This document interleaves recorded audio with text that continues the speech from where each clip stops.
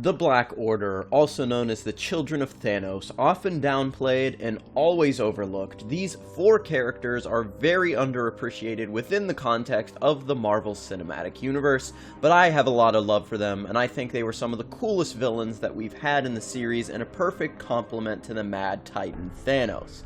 Now, a lot of people write these characters off as underdeveloped and weak, and while yeah, they were underdeveloped, they were not weak by any stretch of the imagination. You have to consider that each one of the Black Order were fighting the strongest versions of the Avengers that we had ever seen, and if Thanos had decided to, send these four to destroy Earth instead of Loki, it would have been a walk in the park.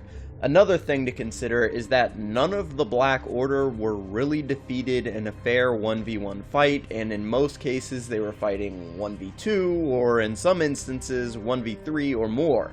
Not including their endgame deaths, Ebony Maw was defeated by a combination of Spider-Man and Iron Man, who had hit him with a sneak attack. Proxima Midnight was defeated by a sneak attack from Scarlet Witch, who was on par with Thanos in terms of strength. Corvus Glaive was killed by Vision in a sneak attack as well, and, alright, so Cull Obsidian did straight up lose to Bruce Banner. So, 3 sneak attacks and lopsided fights and 1 straight up L. To begin, let's talk about Cull Obsidian, the close to mid-range tank of the group. Under the order of Thanos, Cull went to Earth to retrieve the Time Stone from Doctor Strange, and during the ensuing battle, Cull is tasked with fighting 1v2 against Iron Man and Spider-Man, and then fighting another 1v2 against Iron Man and Wong.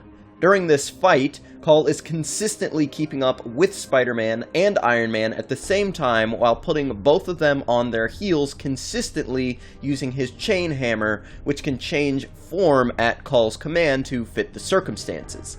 He can use it as a scythe, a hammer, a shield, and a claw that can stun enemies with an electric charge. The versatility of this weapon and Cull's mastery of it allowed him to nearly kill Iron Man twice before he was saved by Spider-Man and later Wong. During the Battle of Wakanda, Cull is the frontline tank, decimating the Wakandan forces until Black Panther was forced to attack him with a fully charged punch from his new vibranium suit. He later goes to assist Corvus with the retrieval of the Mind Stone before being interrupted by Bruce Banner and the Hulkbuster version 2. A lot of people give Cull a hard time for this battle, but he was winning decisively before Banner, who knows the Stark tech much more than Cull does, was able to block the killing blow and send Cull flying. Now, it's obvious to me that Banner did not plan for Cull to be killed in this attack, and he just got really lucky that it dragged him through the shield surrounding Wakanda. As for his performance in Endgame, again, he was about to kill Iron Man after tanking multiple attacks from his repulsors before being dragged backward by Spider-Man and then stomped to death by Ant-Man, who at this point could casually one-shot Leviathan. So, again, another very unfair fight for Cull Obsidian. Next, I'd like to talk about another member of the Black Order who does not get much respect, if any, Corvus Glaive. Corvus is by far the most skilled member of the Black Order when it comes to stealth missions, more akin to an assassin than a straight-up fighter. He was tasked with Proxima Midnight to assassinate Vision and retrieve the Mind Stone for Thanos. He was easily able to surprise Vision and pierce through his vibranium body like butter with his glaive, which prevented Vision from phasing and damaged him so much that he could barely stand.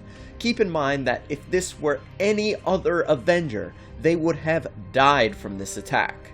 Corvus just got super unlucky that Vision was, a robot.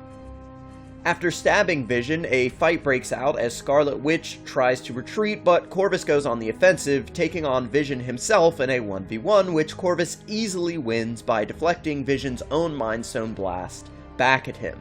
Unfortunately, Wanda arrives to provide Vision with much needed backup. Corvus, along with Proxima, are able to corner the couple yet again until they are ambushed by Falcon, Captain America, and Black Widow.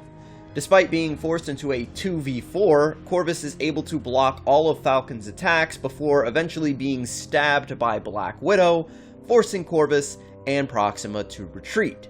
And like I said before, Corvus is not meant to engage in prolonged combat situations. This is shown yet again when they use his previous wound as a way to account for his absence at the Battle of Wakanda. Instead of being on the front lines, Corvus is sent to assassinate the Wakandan guard and claim the Mind Stone. This may imply that he has advanced regeneration, as well as he showed no signs of being weakened at all when he infiltrated the Wakandan base. He was able to assassinate 2 of the Royal Guard and then defeat Shuri in a 1v2, blocking every attack sent his way until he was knocked out of the window by Vision.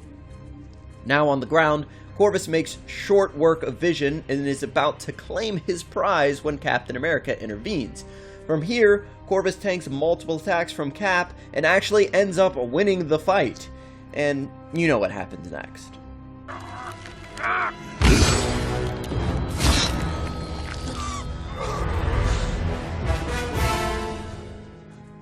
His brief appearance in Endgame showed how trusted he was, as Thanos called to him to make sure that the order to bomb the battlefield was executed. And during this battle, Corvus was yet again out of his element and was ultimately taken down by Okoye. As for Proxima Midnight, she may be the most underrated member of the Black Order, and she's definitely the most well-rounded of the group. She can participate in stealth missions alongside Corvus, or fight in the thick of things alongside Cull Obsidian. Not only is she very versatile, but she is easily the most skilled in hand-to-hand combat of the entire Black Order. During her fight with Scarlet Witch, she was constantly putting pressure on her, not allowing Wanda to use her full power, as she was always on the defensive. When Wanda retreats to save Vision from Corvus, Proxima is able to use her 3-pronged spear to blast them both from the sky. After reinforcements show up, Proxima fights Captain America and Black Widow at the same time, 2 Avengers who should be considered the most skilled of the entire Marvel Cinematic Universe, and is handling them both pretty easily until Falcon kicks her away while she wasn't looking. Being able to not only hold off 2 of the most skilled fighters in the MCU, but actually put pressure on them in hand-to-hand combat cannot be overstated. It's a super impressive feat, all of this while she was worrying about Corvus, who was injured previously. And before we get to her final fight, let's talk about her spear a little bit more. This weapon is stupid overpowered. Not only can it fire incredible blasts of energy, but it is a double-sided weapon, acting as a blade on one side and the other acting as a 3-pronged spear. Not only does she use this weapon to its full potential, but she can also call it back to herself like Mjolnir, essentially allowing her to never become disarmed in battle. So during the Battle of Wakanda, Midnight was able to embarrass Black Widow and Okoye in a 1v2 and would have killed them both had Scarlet Witch not intervened in time to save them. Unfortunately for Proxima Midnight, Scarlet Witch's raw power was just too much to overcome. In Avengers Endgame, we don't get to see her fight, but let's just all assume she was kicking everyone's ass, which, to be honest, is pretty likely as we see her die to the snap along with her partner Corvus, so we know that she was not killed before Iron Man ultimately killed everyone. Now it's time to talk about Granddaddy Magic, Ebony Maw, the Herald of Thanos and the leader of the Black Order, who is definitely my favorite of the team for his non-stop trash talk and his very casual fighting style. Ebony Maw is a very cerebral fighter, able to deduce weaknesses quickly and initiate countermeasures almost instantly. In his very first scene, Maw shows off his incredible telekinetic abilities as he restrained Thor, preventing him from attacking Thanos. Now, this is a very weakened Thor, so not super impressive, but I mean, Thor is still a god capable of staggering Thanos even while in a weakened state. After arriving on Earth, he engages in battle with Iron Man, Wong, and Doctor Strange simultaneously, very casually countering every attack they throw at him without moving from his singular position. He redirects Cull Obsidian, who was launched toward him by Iron Man, then slices a car in 2 like it's nothing, then sends the sidewalk at Iron Man, who attempts to rush him. Still unfazed by this, he moves his head in time to dodge Cull Obsidian's chain hammer, which crushes Iron Man, sending him flying multiple city blocks. After Iron Man is removed from the fight, he turns his focus to Doctor Strange and Wong, who are able to redirect his attack back at him. It's at this point Maw becomes very angry and starts fighting seriously, taking out Wong with no issue and then going head-to-head with the Sorcerer Supreme. Doctor Strange sends an Eldritch Whip at Maw, which lands, and as Strange is pulling Ebony towards him, Maw uses this to his advantage, grabbing Strange and embedding him into the brick wall of a building behind them before Strange could even react. After becoming frustrated with Strange and the spell put on the Eye of Agamotto, Maw throws him to the ground, and as Strange prepares to use his ultimate trump card, the Time Stone, Ebony restrains his arms and chokes him out, preventing Strange from activating the spell.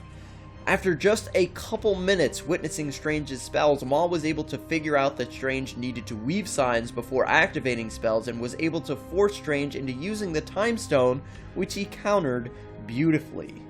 Luckily for Strange, his cloak goes on the defensive, forcing Ebony Maw to give chase on a whirlwind of flying debris that allows him to fly at incredible speeds.